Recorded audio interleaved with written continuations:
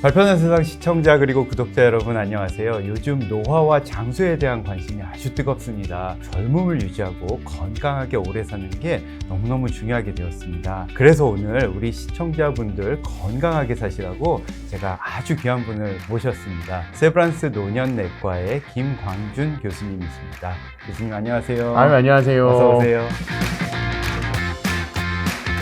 우리 김광준 교수님은 일찍이 여러 방송 프로그램에도 나가시고 라디오 여성시대도 몇 년간 진행을 하셨었어요. 네. 저하고는 세브란스 병원 인턴 네. 동기였습니다. 힘들게 인턴 생활을 하면서 병원을 지나가다가 이렇게 마주치면 인사하던 거 혹시 그쵸. 기억나세요? 다시 한번 해볼까요? 광준! 범수! 살아있네. 그럼요.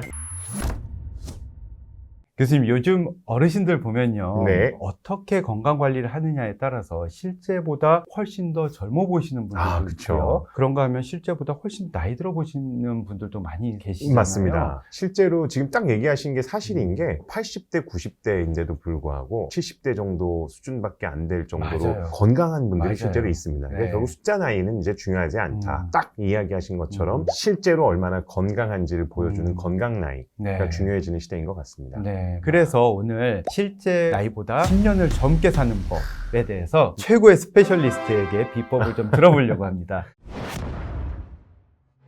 저는 제일 중요하게 잘해야 되는 게 수면인 것 같아요. 수면. 네. 두 번째는 식사고요. 네. 세 번째는 이제 교수님의 전문 분야에 해당한 이제 운동이 있습니다. 네. 이 세 가지가 거의 90% 이상 저는 좌우한다고 봅니다. 자, 그러면 첫 번째가 바로 잘 자고였는데요. 잘 자는 방법이 뭐 따로 있나요? 이게 명확하게 있습니다. 네. 또 세 가지로 또 나눕니다. 네네. 그러니까 이 수면이라고 하는 거는 기본적으로 수면에 들어가는 저희 입면, 그러니까 수면 유도가 있고요. 수면이 유지가 돼야 되고요. 네. 그 다음 수면 환경이 어느 정도 되느냐에 따라서 전체적인 수면의 총점이 결정이 됩니다. 네네. 그 중에 첫 번째에 해당하는 수면을 잘 유도되게 하려면 근심 걱정을 사실은 줄이는 게 되게 중요한데 네. 이거를 혼자 하기 되게 어려워요. 네. 그래서 이 경우는 필요하다 그러면 의학적인 도움, 정신건강의학과 네. 저는 굉장히 권합니다. 네. 어르신들 특히 고민거리 많거나 그럴 때 자녀분들한테 털어놓거나 혹은 배우자분한테 이야기하시기 어려운 것들 많을 텐데요. 대화를 해서 고민거리를 풀 수 있도록 하기만 해도 우울증이나 공황장애나 불안장애 같은 것들이 줄어들게 되고 그 과정에서 수면의 질을 올릴 수 있는 수면 유도를 좀 더 쉽게 할 수 있는 방법이 나오고 필요하면 약제를 쓰셔도 좋습니다.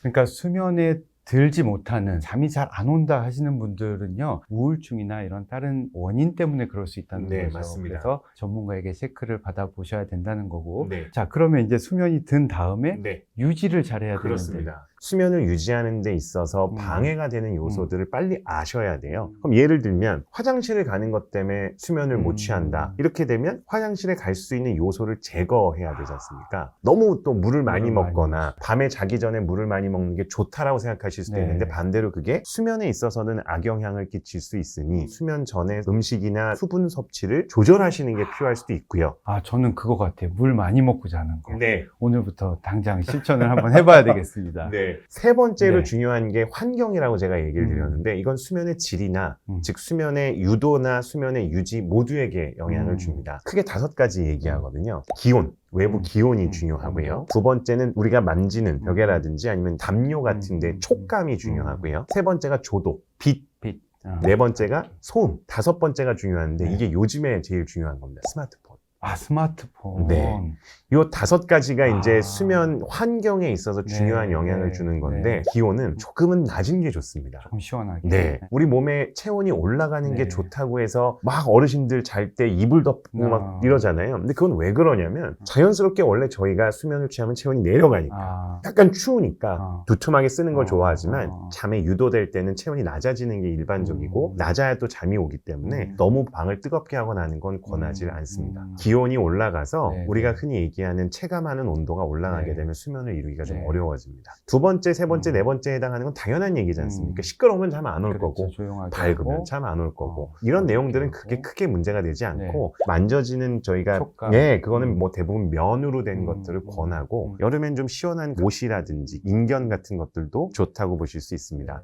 근데 사실 스마트폰이 제일 저는 걱정이에요. 교수님도 스마트폰 그렇죠. 이건 사실 누구나 다 비슷할 것 같아요. 요즘 세상에 이게 잠들기 전까지 계속 보다가 막 네. 떨어뜨리고 막 이러잖아요. 그렇죠. 자다가 이렇게 어느 정도 쓰세요?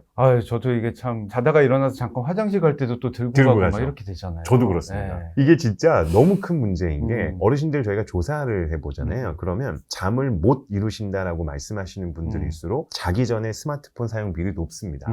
발편한 시간 같은 것만 보시면 전 상관이 없는데 자극적이고 가볍게 볼 수 있는 것들 이런 걸 주로 보는데 이게 뭐가 문제냐? 도파민이라고 하는 거에 중독을 유발을 하게 되는데 대부분의 것들은 장기 기억으로 가지 않고 그냥 날아가야 되는데 주무시기 전에 봤었던 스마트폰을 통한 자극적인 영상들은 잔상이 남아서요 인면을 방해합니다. 왜냐면 이게 굉장히 자극적이거든요. 그렇죠.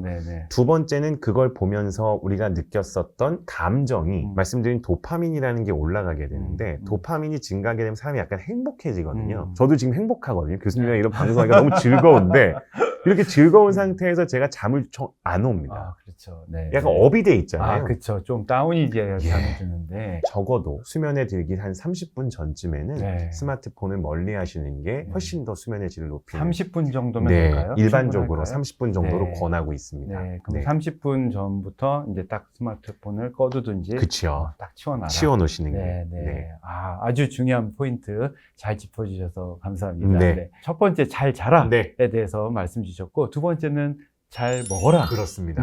잘 먹는다는 건 충분한 에너지를 공급하는 것과 충분한 영양소를 공급하는 걸로 나눠서 생각을 해야 됩니다. 그런데 대부분의 경우에는 우리나라뿐만 아니라 전 세계적으로 노인층이라고 얘기하는, 저희는 75세 이상을 보통 얘기하는데 이런 노인층에서는 에너지 공급이 현저히 줄어들어 있습니다. 고령층에서는요 60% 이상이 에너지 결핍입니다. 이게 왜 그런지를 조사해보면 또 그게 다 이유가 있는데 뭐 예시를 들면 구강 상태가 안 좋아서 이빨, 치아, 삼킴 능력, 연화 기능이 떨어져서 그리고 위장 장애가 많죠. 그리고 몸이 아픈 게 많으니까 뭘 드셔야 되나요? 정형외과에서 제일 많이 처방하시는 약 중에 소염진통제 그거 드시면 속 쓰리지 않습니까? 속이 쓰리죠. 그러면 그것 때문에 음식을 또 섭취하기가 어려워지고 속 쓰리니까. 이런 요소들 때문에 저희가 보통 이야기하는 식사의 양이나 질적 수준이 떨어지게 되고 예상치 못하게 어르신들에게서는 에너지 부족이 생각보다 많습니다. 그렇군요. 제일 중요한 건 뭐냐? 본인의 몸을 일단 아셔야 됩니다. 본인의 몸 상태를 아는 데 필요한 요소를 3가지로 얘기를 하고 그중에 첫 번째가 체중입니다. 체중을 하루에 한 번씩 딱 재세요. 추세를 봤을 때 3개월에서 6개월 정도 동안 쭉 봤을 때 떨어지는 추세다. 이거는 정말 안 좋은 신호고요. 그 체중 감소 정도가 6개월 동안 10% 이상 떨어졌다 그러면 이거는 진짜 무조건 병원에 가서 빨리 검사를 해야 되는 상황입니다. 영양 섭취가 부족하던가 질환이 있거나 굉장히 안 좋은 신호고요. 두 번째는 교수님께서도 강조하고 계시는 것 중에 근육이 있지 않습니까? 근육이라는 거를 잴 필요가 사실 있거든요. 그래서 근육은 쉽게 재실 수 있어요. 어디든 가면 인바디 같은 맞습니다. 체성분 측정기라고 하는 걸 통해서 체지방과 근육량을 분리해서 생각을 하셔야 되고요. 이것도 적어도 6개월에 한 번씩은 재시는 게 좋습니다. 그래서 근육이 감소하는 건지 많은 분들이 체중이 빠졌다라고 얘기하면 이걸 살이 빠졌다라는 것과 근육이 빠졌는지 지방이 빠졌는지 다 혼동하세요. 근육이 빠져서 체중이 준 건 안 좋은 겁니다. 나쁜 거죠. 지방이 적절하게 줄은 건 좋죠. 따라서 체성분을 분석하시는 것도 너무 중요합니다. 세 번째, 역시 이것도 교수님의 전문 분야입니다. 저희가 보통 근력이라고 하는 거를 체크할 때 움직일 수 있는 힘이나 관절 운동 범위, 그래서 교수님 여기 책이 있는데 제가 이거 정말 중요한 책이어서요. 이 책을 보시면 스발놈이라는 게 나옵니다. 이거 설명 좀 해주시죠. 이거 왜 너무 중요해서. 어르신들 운동에 꼭 중요한 거 제가 3가지 스발놈이라고 약자로 만들었는데 발음에 유의하셔야 됩니다.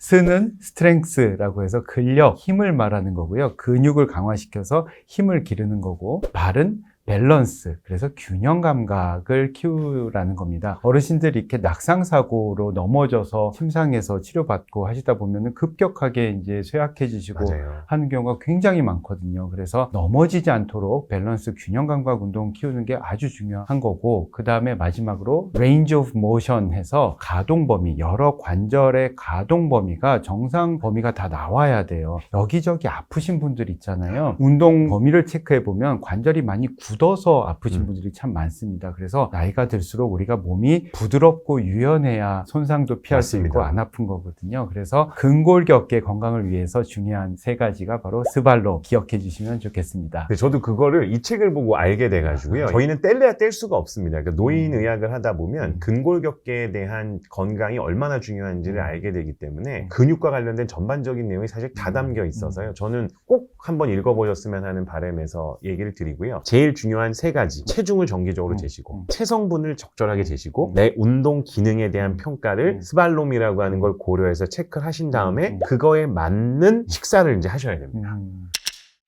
만보 걷기 뭐 이런 얘기 하는데 만보 걷기 좋나요? 저는 하지 말라 그래요. 저도 하지 말라고 합니다. 많은 분들이 근데 단백질만 생각하세요. 어르신들께는 훨씬 중요한 게 탄수화물입니다. 우리 몸에서 탄수화물이 안 오면 멈추는 장기, 뇌, 근육, 심장, 간, 콩팥 전부 기능이 떨어질 수밖에 없습니다.